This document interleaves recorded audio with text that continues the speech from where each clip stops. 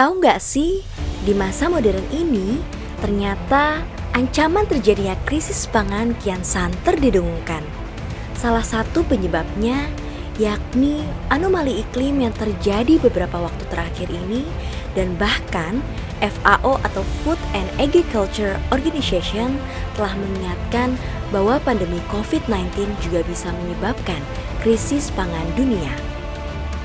Tingkat kelaparan Indonesia menurut Global Hunger Index atau GHI menempati urutan ketiga tertinggi di Asia Tenggara pada tahun 2021. Indonesia mendapatkan skor indeks sebesar 18 poin atau termasuk dalam tingkat kelaparan dalam level moderat. Buat anak millennials, pasti udah gak asing dong dengan kata topoki. Dan ternyata, topoki masuk ke urutan kedua dari 15 makanan Korea yang tren di Indonesia. Kepopulerannya di Indonesia bukan karena sering muncul dalam drama Korea saja, tetapi rasanya juga dapat diterima oleh orang Indonesia. Topoki merupakan pangan asli Korea yang terbuat dari tepung beras dan dimasak dalam bumbu khas Korea yang dinamakan gochujang. Mengutip dari Detik Food, bahkan salah satu restoran topoki di daerah Jakarta Barat, setiap harinya ada lebih dari 300 orang pengunjung. Belum lagi, saat akhir pekan jumlahnya bisa melonjak hingga lebih dari 2 kali lipat. Melihat dari tren pangan tersebut, terciptalah sebuah ide dari kami guna mengantisipasi dampak terjadinya krisis pangan dalam menjawab Sustainable Development Goals, yaitu mengganti bahan dasar topoki dengan tepung mokaf yang berasal dari singkong sebagai pemanfaatan hasil pertanian lokal Indonesia. Tepung mokaf atau dengan kata lain modified cassava flour adalah tepung yang terbuat dari singkong atau ketela kayu yang diolah dengan beberapa tahapan hingga menjadi serbuk bertekstur. Mokaf merupakan tepung lokal baik dari sisi bahan maupun teknologinya. Nama asing ini seolah menunjukkan ironi yang ada pada singkong. Dianggap makanan miskin, tapi sejatinya tanpa sadar menjadi topangan hidup bagi banyak orang Indonesia. Mau tahu nggak keunggulan dari tepung mokaf? Karena berbahan dasar singkong, singkong sendiri memiliki gizi yang sejajar dengan beras dan kentang.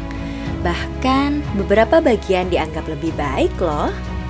Dan juga memiliki kandungan mineral yang lebih tinggi dibandingkan dengan padi dan gandum. Rendah gula, aman dikonsumsi oleh semua orang, cocok bagi penderita diabetes dan autis, mengandung fitostrogen, yaitu suatu hormon yang berfungsi untuk mencegah menopause dini yang biasa terjadi pada kaum wanita. Dan juga elastisitas pada tepung mokaf cocok untuk dibuat sebagai bahan dasar topoki. Biar makin seru dan gak penasaran, yuk kita lihat proses pembuatan topoki dari tepung mokaf.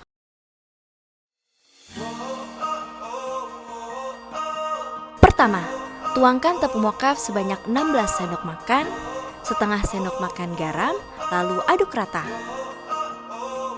Selanjutnya, tuangkan air mendidih sebanyak 15 sendok makan, lalu aduk dengan sendok dan uleni dengan tangan hingga kalis.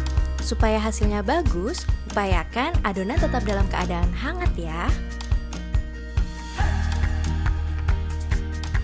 Tara, adonan sudah kalis. Setelah adonan kalis, bentuk adonan menjadi memanjang. Lalu, potong menjadi 8 bagian menggunakan alat pemotong adonan.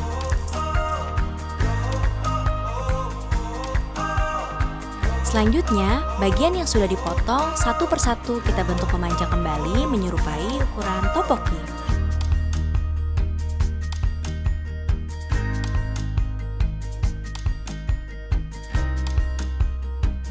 Jika sudah, taburi adonan dengan tepung mokaf agar tidak menempel.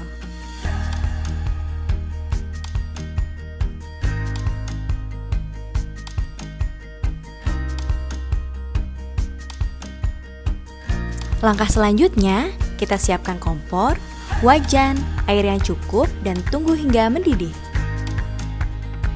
Jika sudah mendidih, masukkan topoki, lalu tunggu hingga mengambang dan topoki matang sempurna.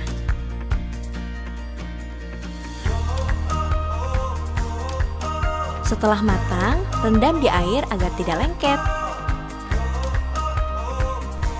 Lalu, potong topoki yang sudah matang sesuai dengan ukuran yang kamu inginkan.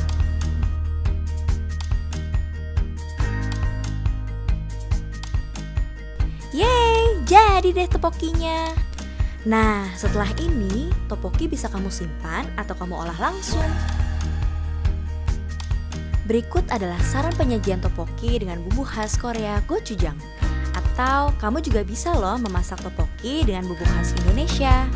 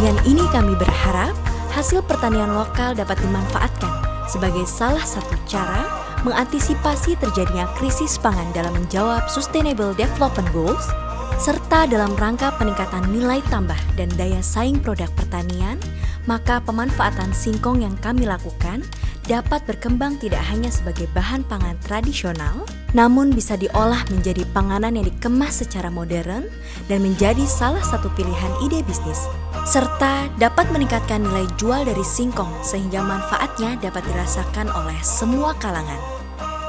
Video ini diinisiasi oleh Gresilia Yohana Panjaitan, Eli Yulianti, Arvin Hadian Nugraha, dan kami bertiga adalah alumni dari Universitas Trilogi, berkolaborasi dari jurusan Ilmu Teknologi Pangan, Manajemen dan Desain Komunikasi Visual. Terima kasih telah menonton video ini, semoga bermanfaat dan jangan lupa untuk like, komen, dan subscribe.